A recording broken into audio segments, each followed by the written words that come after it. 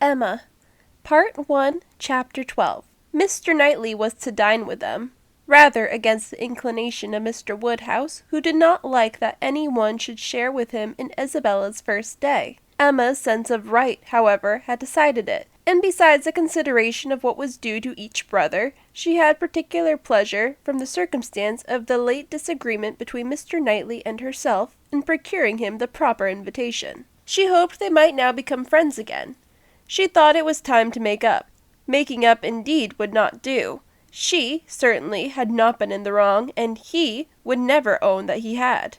Concession must be out of the question, but it was time to appear to forget that they had ever quarrelled, and she hoped it might rather assist the restoration of friendship that when he came into the room she had one of the children with her, the youngest, a nice little girl about 8 months old, who was now making her first visit to Hartfield, and very happy to be danced about in her aunt's arms.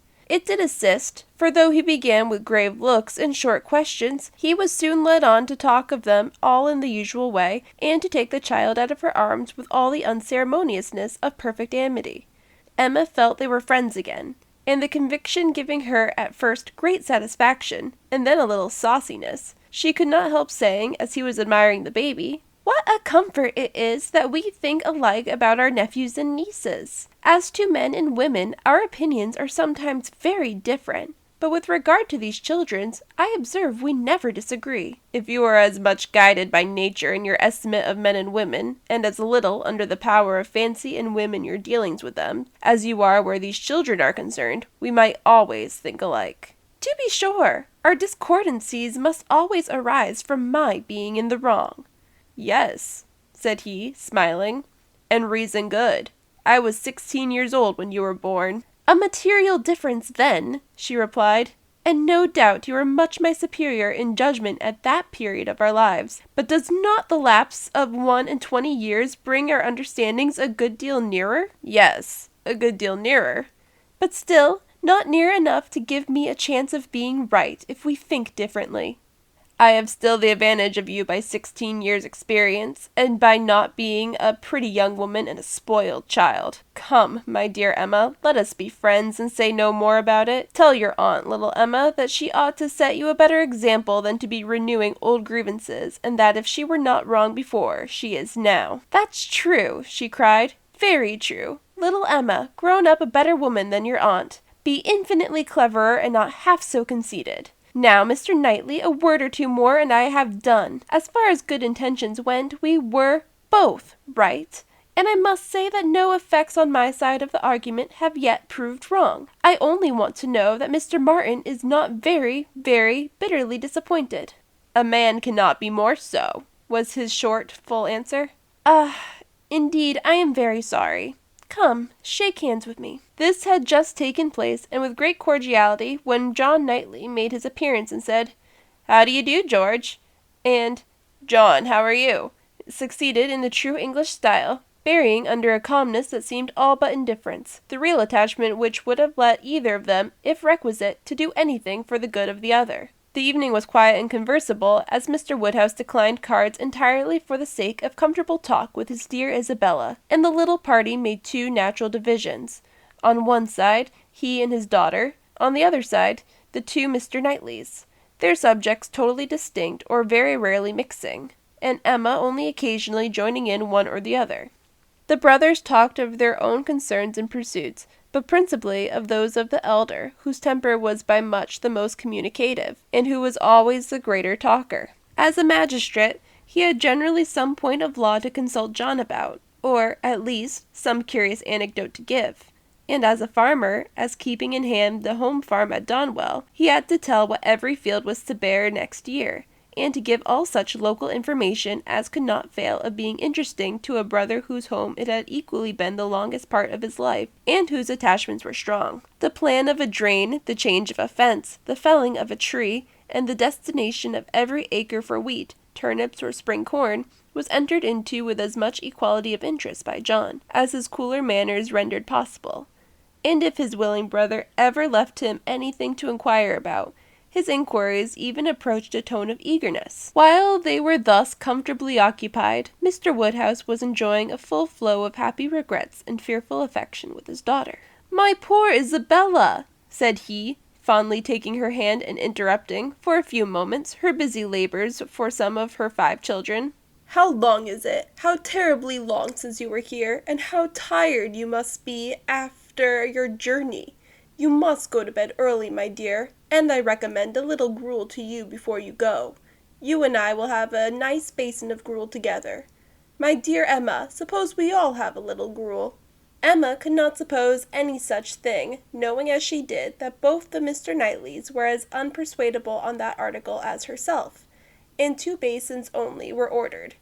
After a little more discourse in praise of gruel, with some wondering at its not being taken every evening by everybody, he proceeded to say, with an air of grave reflection, "It was an awkward business, my dear, your spending the autumn at Southend instead of coming here.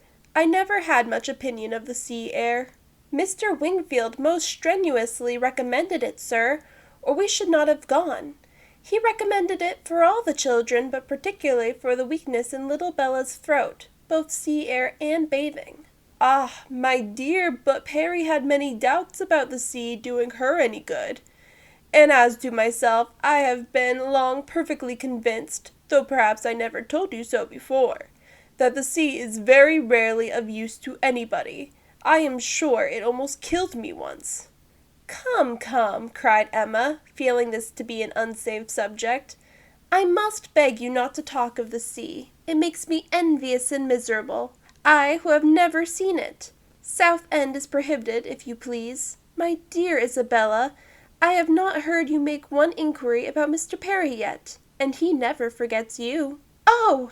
Good Mr. Perry! How is he, sir?" "Why, pretty well, but not quite well. Poor Perry is bilious, and he has not time to take care of himself. He tells me he has not time to take care of himself, which is very sad, but he is always wanted all round the country. I suppose there is not a man in such a practice anywhere, but then there is not so clever a man anywhere." "And Mrs. Perry and the children, how are they? Do the children grow? I have a great regard for Mr. Perry. I hope he will be calling soon. He will be so pleased to see my little ones." "I hope he will be here tomorrow, for I have a question or 2 to ask him about myself of some consequence. And, my dear, whenever he comes, you had better let him look at little Bella's throat." "Oh, my dear sir, her throat is so much better that I have hardly any uneasiness about it. Either bathing has been of the greatest service to her, or else it is to be attributed to an excellent embrocation of Mr. Wingfield's, which we have been applying at times ever since August." "It is not very likely, my dear, that bathing should have been of use to her, and if I had known you were wanting an embrocation, I would have spoken to—" "You seem to me to have forgotten Mrs. and Miss Bates," said Emma.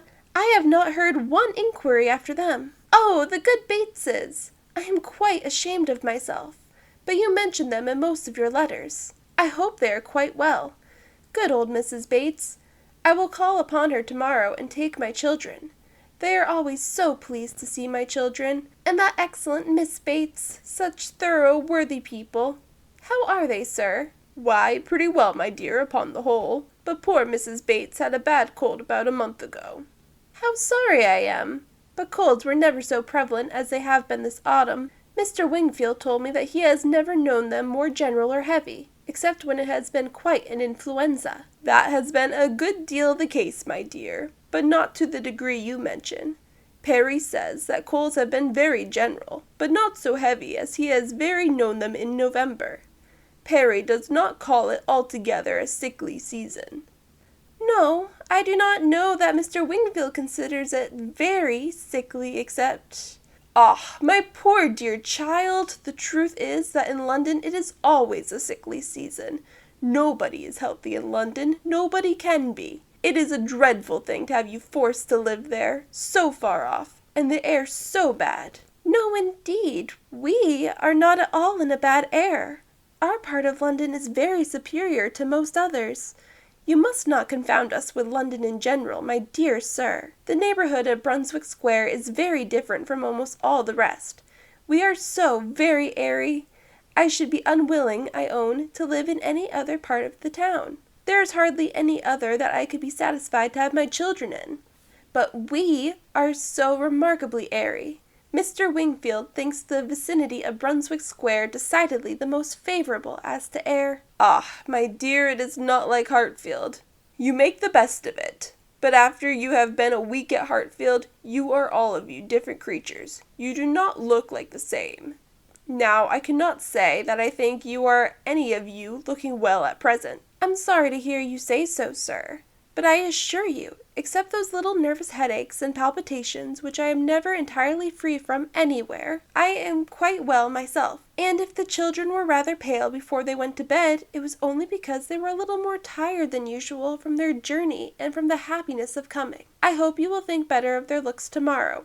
For I assure you, Mr. Wingfield told me that he did not believe he had ever sent us off altogether in such good case. I trust, at least, that you do not think Mr. Knightley looking ill, turning her eyes with affectionate anxiety towards her husband. Middling, my dear, I cannot compliment you.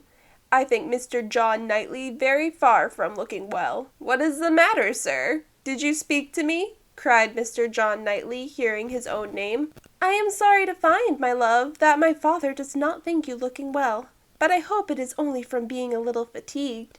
I could have wished, however, as you know, that you had seen Mr. Wingfield before you left home. My dear Isabella, claimed he hastily, pray do not concern yourself about my looks. Be satisfied with doctoring and coddling yourself and the children, and let me look as I choose.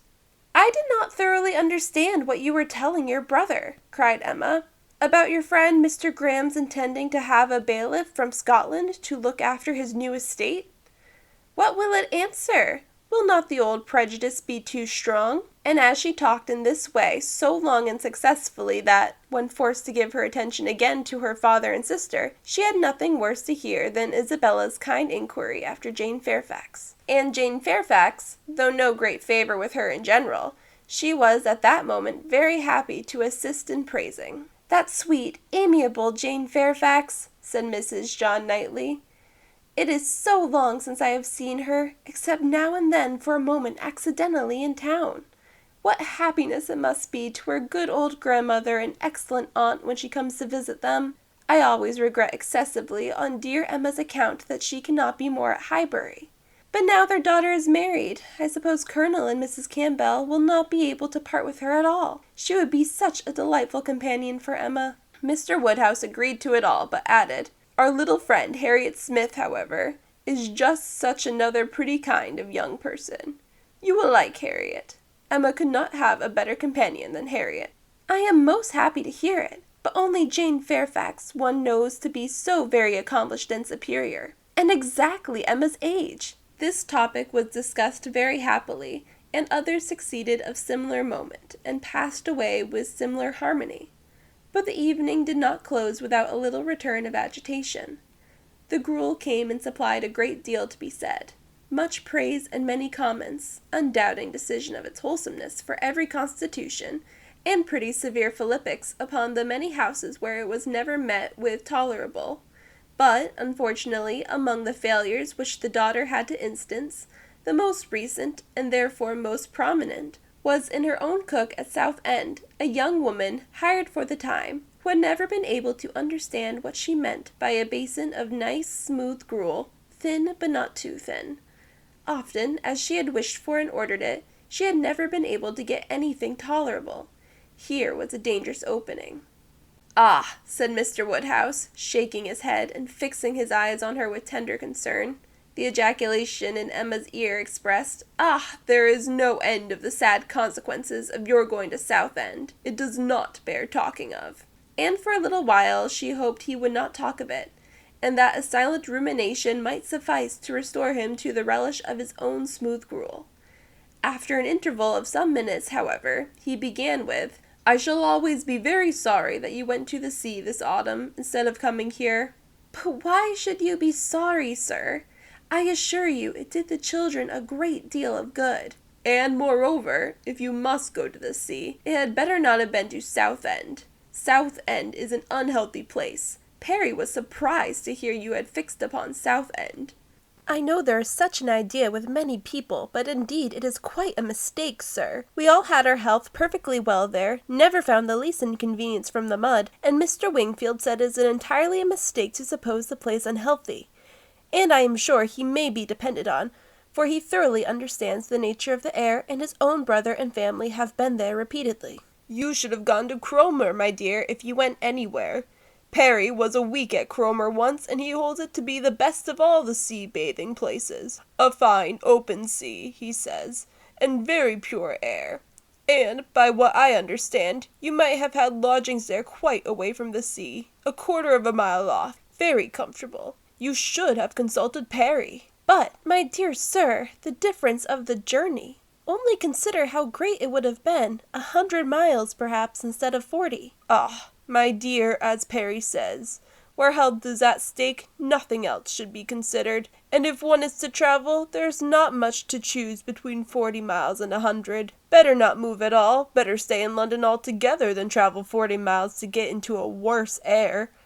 This is just what Perry said. It seemed to him a very ill-judged measure. Emma's attempts to stop her father had been vain, and when he had reached such a point as this, she could not wonder at her brother-in-law's breaking out. "Mr. Perry," said he, in a voice of very strong displeasure, "would do as well to keep his opinion till it is asked for.